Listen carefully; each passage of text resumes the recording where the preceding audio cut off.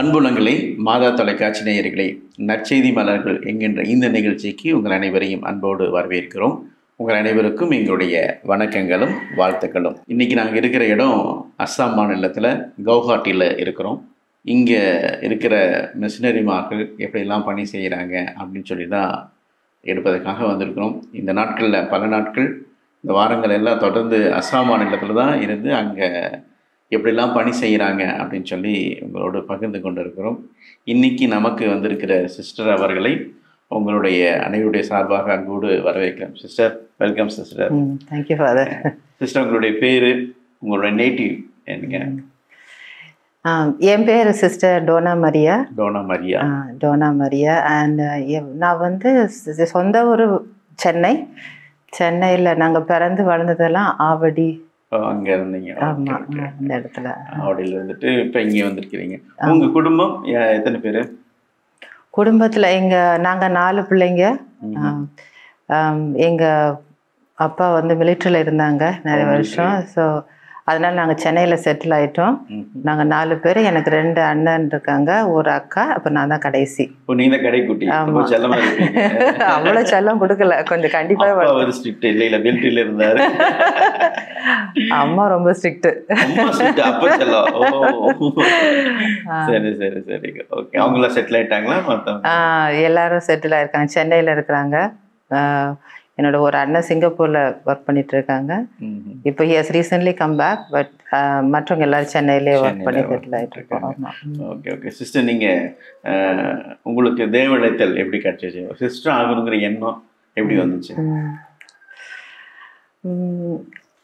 நாங்கள் வந்து சின்ன ஐ திங்க் ஒகேஷன் அழைத்தல்னு சொல்லும்போது இட் இஸ் அ மிஸ்ட்ரியில் ஒரு எப்படி சொல்கிறது, கடவுள் எப்படி நம்மளை அழைக்கிறாரு அப்படின்னு சொல்கிறது கொஞ்சம் இட்ஸ் அ மிஸ்ட்ரி. எப்படின்னு தெரிய மாட்டேங்குது கரெக்டாக. But what I can tell is that சின்ன வயசுலேருந்தே எங்கள் அம்மா ரொம்ப பக்தியாக இருப்பாங்க. கோயிலுக்கு கூட்டு போகிறது எல்லாம் சொல்லி கொடுப்பாங்க. செயின்ட்ஸ் லைஃப் பற்றி, நம்ம சர்ச் டீச்சிங் பற்றி, விசுவாசத்தை பற்றி எல்லாத்தையும் ரொம்ப பக்தியாக இருப்பாங்க. எல்லாம் ரொம்ப ஸ்ட்ரிக்டாக வளர்த்தாங்க அந்த விஷயத்தில். கோயிலுக்கு போய் தான் ஆகணும். நாங்கள் டெய்லி கம்யூனிகேண்ட் கிடையாது. எங்கள் அம்மா ஒர்க் பண்ணிட்டு இருந்தாங்க. ஸோ சண்டே மாஸ் ரெகுலராக ஃபெய்த்ஃபுல்லாக போவோம். Plus all other devotions of the search.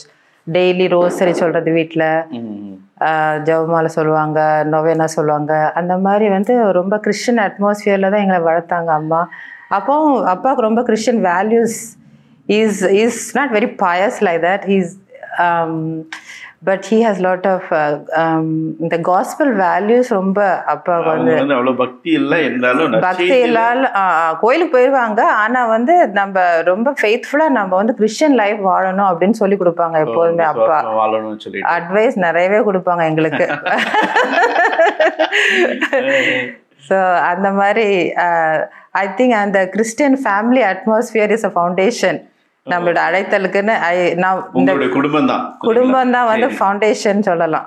நான் ஒன்று கேட்குறேன், உங்க அப்பா கொடுத்த பயங்கரமான ஒரு அட்வைஸ் ரொம்ப பிடிச்சது எனக்கு. இந்த அட்வைஸ் சொல்ல, ஏதாவது ஒரு அட்வைஸ்? நிறைய அட்வைஸ் மறக்க முடியாத அப்படின்ட்டு. நான் வந்து சிஸ்டரா போகிறேன் அப்படின்னு சொன்னபோது எங்கள் அப்பா சொன்னாங்க, நீ அப்படி உனக்கு ஒரு விருப்பம் இருந்ததுன்னா நீ சிந்திச்சு ப்ரேயர் பண்ணி நீ முடிவெடு. பைபிளில் ஆண்டவர் சொல்கிறாரு, கலப்பையில் கையை போட்டதுக்கப்புறம் திரும்பி பார்க்கக்கூடாது. திரும்பி பார்க்கக்கூடாது. லைஃப்பில் வந்து எந்த டிசிஷன் எடுத்தாலும் வந்து நீ ஒரு முடிவாக எடுத்துக்கணும். அதுக்கப்புறம் திரும்பிட்டு பார்க்கக்கூடாது. அதே வழியில் தான் எப்போதுமே நம்ம ஃபெய்த்ஃபுல்லாக போகணும் அப்படின்னு சொன்னாங்க. அதெல்லாம் வந்து அது ஒரு முக்கியமான பைபிள்லேருந்து சொல்கிறதுக்கு. மற்றபடி வந்து அப்பாவுக்கு வந்து ரொம்ப ஆனஸ்டி, நம்ம சின்சியராக இருக்கணும், எல்லாத்துலேயும் நேர்மையாக இருக்கணும் அப்படின்றது ரொம்ப ஒரு அப்பாவோட வேல்யூ. எங்களுக்கு எப்போதுமே சொல்லி கொடுப்பாங்க. நம்ம கரெக்டாக இருந்தணும் எல்லாத்தையுமே, அந்த மாதிரி நான் நேர்மையாக. So these are some things I remember. அம்மாவோட பிடிச்ச ஆக்டிவிட்டி ரொம்ப ஸ்ட்ரிக்டா இருப்பாங்க. அதை தாண்டி ஒரு இன்ஸ்பிரேஷன் சரி சரி. இப்போ வளரும் போது when we are growing up நம்ம வந்து அப்ரிஷியேட் பண்ண மாட்டோம். we don't see it now. இப்போ இருந்து when I look back, what I really value from my mother is திரும்பி பார்க்கும்போது அம்மாவோட என்ன ஸ்பெஷல் அவுட்ஸ்டாண்டிங் குவாலிட்டி அப்படின்னு சொல்லும்போது, first of all very sacrificial. அம்மா வந்து காலையில் 5 மணிலேருந்து நைட்டு 10 மணி வரைக்கும் ஒர்க் பண்ணுவாங்க கண்டினியூஸ்லி. எங்களுக்காக தியாகம் பண்ணியிருக்காங்க அவங்க ஹோல் லைஃப். அதை வந்து அவங்க ஹோல் லைஃப் வந்து சாக்ரிஃபிஷியல் லைஃப் தான். ஸோ காலையிலேருந்து நைட்டு வரைக்கும் வந்து வேலை பார்க்குறது. She worked also as a teacher இருந்தாங்க. ஸோ தனக்குன்னு அவங்க எதுவுமே பண்ணலை. அம்மா எல்லாமே எங்களுக்காகவே பண்ணாங்க. அது வந்து அந்த இமேஜ் வந்து எனக்கு அப்படியே எனக்கு மனசில் ரொம்ப பதிஞ்சிருச்சு. அப்போ உங்களுடைய தேவ நிலைத்தலுக்கு காரணம் வந்து ஒன்று உங்கள் குடும்பம் இல்லைங்களா? குடும்பம் வந்து ரொம்ப கடவுளுக்கு பக்தியா இருக்கணுங்கிறது ஒண்ணு. ரெண்டாவது உங்களுடைய தந்தையுடைய அப்பாவோட அட்வைஸ், கலப்பையில் கை வைத்த பின் திரும்பி பார்க்க கூடாது அப்படிங்கிறது. அம்மாவோட சாக்ரிஃபைஸ் இல்லைங்களா, அது சொல்லலாம். அம்மாவோடைய சாக்ரிஃபைஸ் அது வந்து உங்களை சாக்ரிஃபைஸ் பண்ணி கடவுள் கொடுக்கறதுக்காக ஒரு வழிகாட்டியா இருக்கலாம் இல்லைங்களா? அப்படிதான் நினைக்கிறேன் நானும். ஓகே ஓகே, ரொம்ப சந்தோஷம். நல்லா ஒரு காரியம். இன்னொரு கேள்வி, இப்ப நிறைய காங்கிரிகேஷன்ஸ் இருக்குது. ஆனா மதர் தெரேசா கான்வென்ட் காங்கிரிகேஷனை ஏன் சூஸ் பண்ணீங்க? சின்ன பிள்ளையில இருந்தே எங்க அம்மா வந்து ஏழைங்களுக்கு உதவி பண்ணணும் அப்படின்ற ஒரு வேல்யூ சொல்லி கொடுத்துருக்காங்க. ஸோ அதனால ஏழை மக்களுக்கு அன்பு செய்யறதுக்கு எனக்கு ஒரு மனசு எப்போதுமே இருந்தது சின்ன வயசுல இருந்தே. என்னோட dress to share, two extra dress is there to share, மற்றவங்களோட பகிர்ந்து கொடுக்கணும். இதெல்லாம் இன்னொரு இல்லாத ஒரு ஏழை பொண்ணுக்கு கொடுக்கணும். அந்த மாதிரி யாருக்கும் நம்ம இல்லையோ அவங்களுக்கு உதவி பண்ணணும். இந்த ஸ்கூலில் கூட சில சில்ட்ரன் வந்து ரொம்ப வீக் ஸ்டடீஸில். So I use to help them. சொல்லி கொடுக்குறது, யாருக்கு எதுவும் தேவைன்னா எதாவது பண்ணணும் அப்படின்னு ஒரு மனசு எப்போது சின்ன வயசுலேருந்தே இருக்கு எனக்கு. எங்கள் அம்மாவும் சொல்லி கொடுத்தாங்க அந்த மாதிரி ஷேர் பண்ணணும் அப்படின்னு சொல்லி. So that always in my heart, that value was there. அதுக்கப்புறம் காலேஜ் ஸ்கூல் முடிச்சுட்டேன். அப்புறம் சிஸ்டர்ஸ் கான்வென்ட்டில் தான் நான் படித்தது. கிளாஸ் 12 வரைக்கும் அங்கே தான் படித்தோம். அதுக்கப்புறம் plus college also Stella Maris college சென்னையில். சிஸ்டராக போகணும்னு நான் ரொம்ப நினைக்கல அந்த சமயத்தில். ஏன்னா வீட்டில் வந்து எப்போவுமே படிக்கணும், காலேஜ் வரைக்கும் படிக்கணுன்றது ஒரு ஸ்டாண்டர்டாக வச்சுட்டாங்க. அதுக்கு முன்னால் லைஃப்பை சாய்ஸ் பற்றியே நினைக்கிறதுக்கு ஒரு ஐடியாவே இல்லை. ஏன்னா வந்து பேசிக் எஜுகேஷன் எங்கள் அப்பா அம்மாவுக்கு வந்து காலேஜ் வரைக்கும் படிக்கணும், அதுதான் பேசிக் எஜுகேஷன் அவங்களோட இதுக்கு. அதுக்கப்புறம் நீங்கள் டிசைட் பண்ணுங்க, சூஸ் பண்ணுங்கன்னு சொல்லிடுவாங்க. ஸோ அந்த மாதிரி என் மனசில் வேறு எந்த தாட்டும் இல்லை அன்டில் ஐ ரீச்டு காலேஜில். காலேஜ் முடிக்கிற வரைக்கும் இந்த மாதிரி எதுவுமே இல்லை என் மனசில். அதுக்கப்புறம் அதாவது லைஃப் சூஸ் பண்ணணும் அப்படின்னு எதுவும் இல்லை. ஆனால் வந்து நாங்கள் ஆஸ் வி க்ரோயிங் அப்பில் அந்த மாஸ்க் போகணும், ப்ரேயர் பண்ணணும், அந்த மாதிரி ஒரு இன்ட்ரெஸ்ட்லாம் வந்து கொஞ்சம் இன்க்ரீஸ் ஆகிட்டே இருக்கு, அப்படியே போயிட்டு இருக்கு. ஆனால் வந்து எது லைஃப் சூஸ் பண்ணணும்லாம் நாங்கள் நினைக்கிற எதுவுமே இல்லை. அதுக்கப்புறம் காலேஜ் ஜாயின் பண்ணதுக்கப்புறம் ஸ்லோலி அப்புறம் மனசில் வந்து என்ன எப்படி சொல்கிறதுன்னு தெரில. நமக்கு வந்து ஏன்னோ என்னோட மனசில் வந்து கடவுள் வந்து வேற ஒரு வாழ்க்கைக்கு தான் என்னை கூப்பிடுறாரு அப்படின்றது என்னோட உள் மனத்துல இருந்தே அந்த ஒரு ஃபீலிங்ஸும் தாட்ஸும் வந்துக்கிட்டே இருந்தது. நாங்கள் ஏழையும் கிடையாது, ரிச்சும் கிடையாது, மிடில் கிளாஸ் ஃபேமிலி தான். எல்லாமே இருந்தது எங்களுக்கு. இருந்தாலும் எல்லாத்தையும் காலேஜ் கூட போயிருக்கேன், சிட்டியை பார்த்துருக்கேன், லைஃப் பார்த்துருக்கேன். அதுக்கப்புறம் எல்லாத்தையும் பார்த்ததுக்கப்புறம் எல்லாத்துலேயுமே ஒரு வெறுமை இருக்கிற மாதிரி தெரியுதுல்ல, எல்லாத்துலேயுமே ஒரு எண்ட் இருக்கிற மாதிரி இருக்கு. ஸோ சம்திங் டீப்பர் இல்லை, something more radical I want to choose. என்னோட லைஃப் வந்து பண்ணணும், ஏதாவது ரேடிக்கலா இருக்கணும் லைஃப்ல. அதுக்கு தான் எனக்கு காலிங் இருக்கிற மாதிரி ஐ வாஸ் ஃபீலிங் இன்சைட்ல அந்த மாதிரி. அதுக்கப்புறம் இன்னுமே வந்து ப்ரேயர் பண்றதுக்கும் அந்த மாதிரிக்கும் நிறைய இஷ்டமும் இருந்தது, நிறைய அந்த மாதிரி இன்ட்ரெஸ்டும் மோர் ஆன் தட் சைட். அதுக்கப்புறம் எங்க காலேஜ்ல அப்போ சடனாக நிறைய புக்ஸ்லாம் படிப்பேன் நான். ஸோ காலேஜ் லைப்ரரியில் போய் நிறைய புக்ஸ் எல்லாம் படிப்பேன். அப்போ வந்து அதில் வந்து நிறைய மதர் ட்ரீஸா புக்ஸ் எல்லாம் இருந்தது. ஸோ அதை பார்க்கும்போது அதில் ரொம்ப எனக்கு ஒரு அட்ராக்ஷனாக இருந்தது. அதை பார்க்கும்போதில் அந்த மாதிரி வாழ்க்கை வாழ்ந்த எப்படி இருக்கும் நமக்குன்னு, ஏழைகளுக்கு சேவை செய்யணும், கடவுளுக்கு என்னுடைய வாழ்க்கையை வந்து முழுசாக அர்ப்பணம் பண்ணணும்.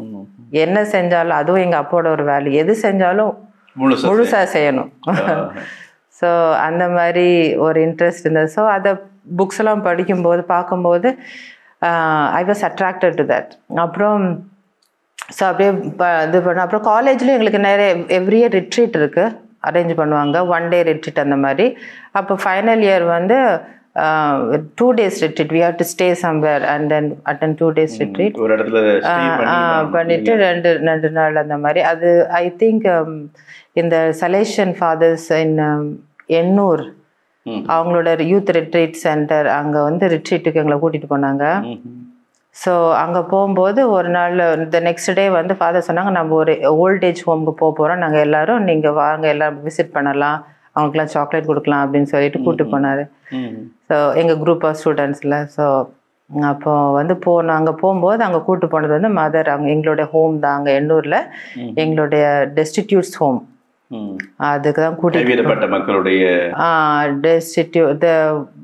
what you call sick and dying destitutes, கடைசி காலத்துல இருக்க மக்கள் அந்த மாதிரில நிறைய சிக் பீப்புள், அந்த இறக்கும் தருவாயில் இருக்கிற உங்களுடைய இடம் அந்த மாதிரி. அப்புறம் மென்டலி ரிட்டார்டட்ல அந்த மாதிரி உள்ள எல்லா மக்கள், அந்த மாதிரி சமுதாயத்தால் ஒதுக்கப்பட்ட மக்கள் சொல்லுவாங்கள்ல, அந்த மாதிரி ஒரு ஹோம் இட் வாஸ். ஸோ எங்களை கூட்டிட்டு போனாங்க. அதுதான் மதர் ட்ரீசா ஹோம், எண்ணூர்ல உள்ள மதர் ட்ரீசா ஹோம், நம்ம சென்னையில். அங்கே கூட்டிட்டு போனாங்க எங்களை. ஸோ போகும்போது when I entered that house, அந்த ஏரியாவில் என்டர் பண்ணும்போதே வந்து என் மனசில் எனக்கு தெரிஞ்சிடுச்சு, இங்கே தான் கடவுள் என்ன கூப்பிடுறாரு அப்படின்னு சொல்லிட்டு. ஏன்னா அந்த ஏழைகளை பார்த்தேன், அந்த இடங்களை பார்த்த உடனே எனக்கு அந்த பெரிய ஒரு மதர் ட்ரீசா ஃபோட்டோ இருந்தது அங்கே. அதை பார்த்த உடனே என் மனசில் தெரிஞ்சு இங்கே தான் கடவுள் என்ன கூப்பிடுறாரு அப்படின்னு சொல்லிட்டு உள்ளே போய் எல்லாரையும் பார்க்கும்போது ரொம்ப ரொம்ப பயமாக தான் இருந்தது. ஏன்னா ஃபஸ்ட்டு டைம் இந்த மாதிரி பார்க்குறோம்ல, அந்த மாதிரி. ஸோ ஒரு அருவெருப்பாக இருக்கும், லைக் பயமாக இருக்கும், அந்த மாதிரிலாம் இருந்தது. ஆனால் அதுக்கப்புறம் கொஞ்ச நேரத்துக்கு அப்புறம் என்னோட மனசில் வந்து சந்தோஷம், அமைதி, கடவுளோட I found the will of காட்ல, அந்த மாதிரி கடவுளோட சித்தம் எனக்கு இங்கே தான் அப்படின்னு தெரிஞ்சதுக்கப்புறம் அந்த பிளேஸ் டிஃபிகல்ட்டாக இருந்தாலும் என் மனசில் ரொம்ப சந்தோஷம். ஸோ நாங்கள் திரும்பி வந்ததுக்கப்புறம் எங்களுக்கு மாஸ் இருந்தது, ஹோலி மாஸ். அந்த அப்போ வந்து ஆஃபர் டு டைம் ஃபாதர் சொன்னார், உங்களுக்கெல்லாம் வந்து என்ன இப்போ நீங்கள்லாம் போய் பார்த்து வந்தீங்க எல்லாரும் இந்த மாதிரி ஏழைகளை, நீங்கள்லாம் அந்த ஏழைகளுக்காக என்ன பண்ணுவீங்க அப்படின்னு வந்து நீங்கள்லாம் இப்போ ஆஃபர் டு டைமில் நீங்கள் வந்து இது பண்ணணும்.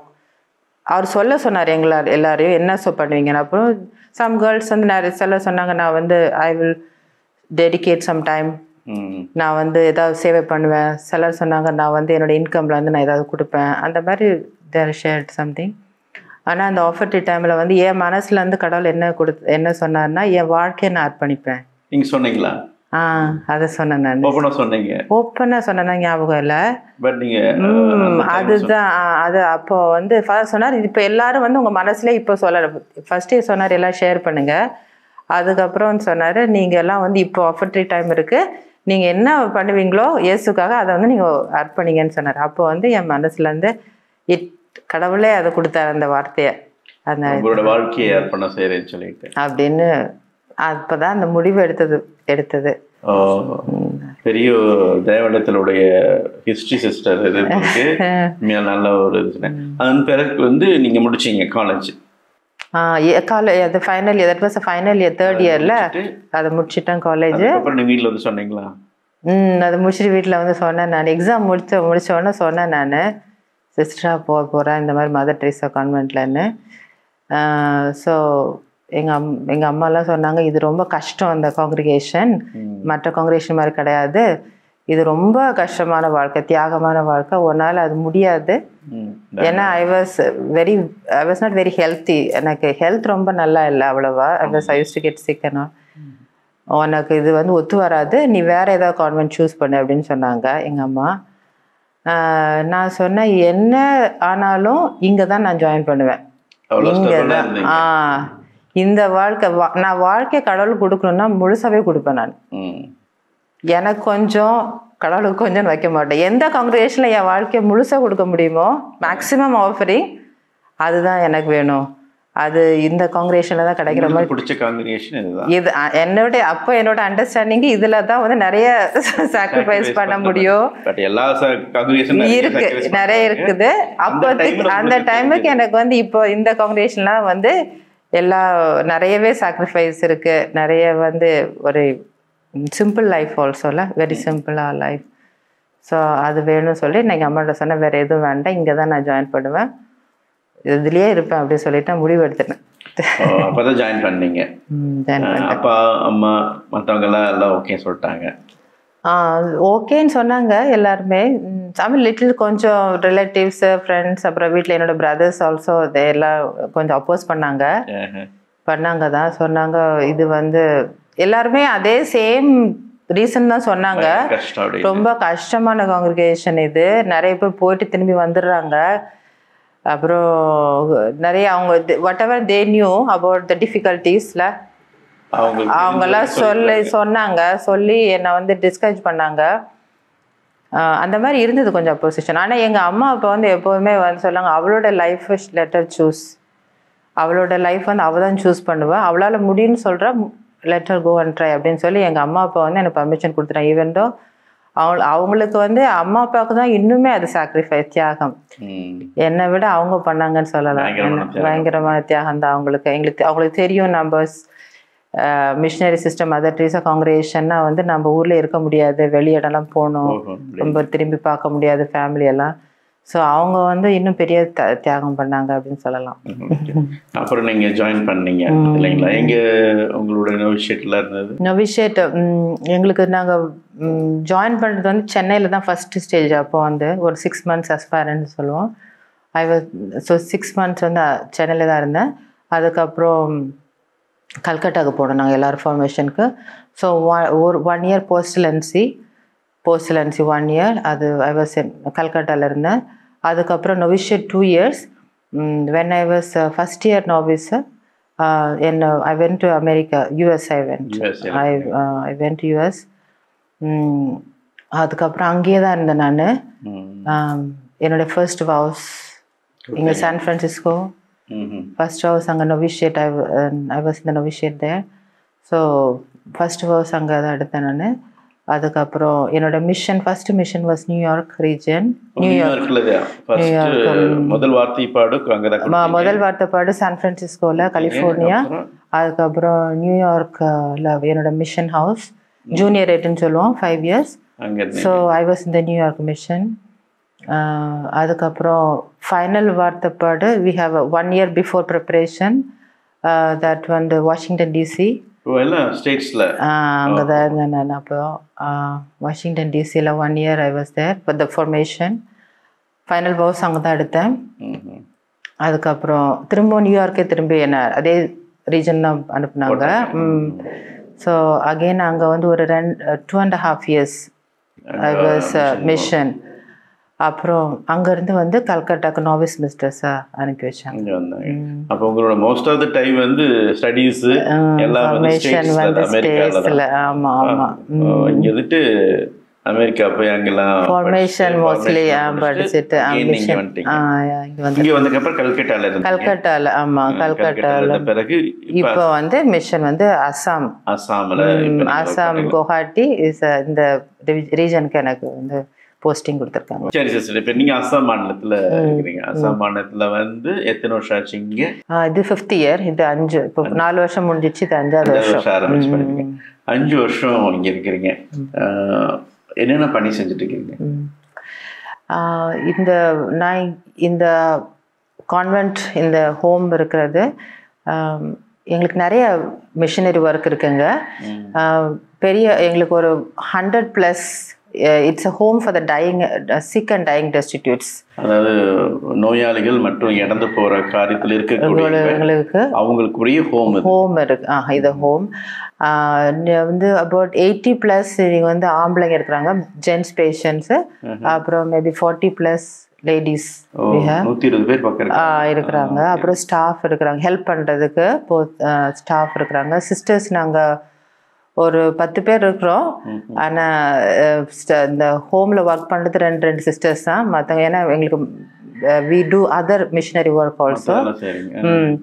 ஸோ இந்த ஹோம் வந்து இந்த சிட்டி குவஹாட்டி சிட்டினால அந்த ஸ்ட்ரீட்டில் வந்து யாரும் இல்லாமல் சமுதாயத்துலேருந்து ஒதுக்கப்பட்ட மக்கள், அதுதான் மதர் தெரேசா எப்போவுமே சொல்லுவாங்க, unloved, unwanted and rejected by the society.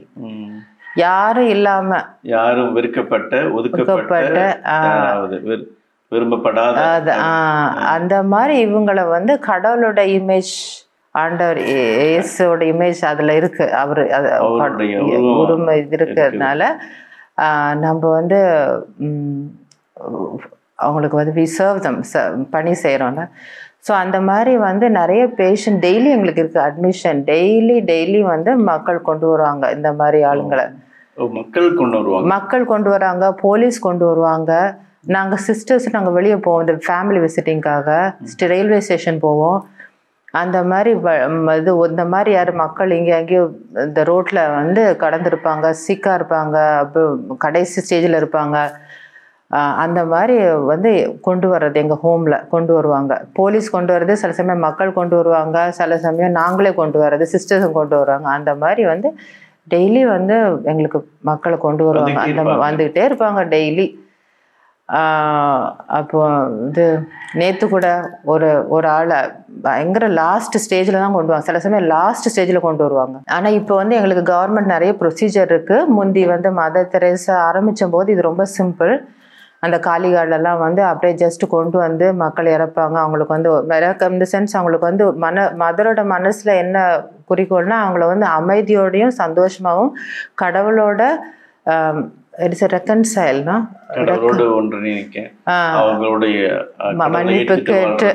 மன்னிப்பு கேட்டு அவங்க வந்து சந்தோஷமா பீஸ்ஃபுல்லா இறக்கணும். அதுதான் வந்து எங்களோட பர்பஸ் ஆஃப் த ஹோம்.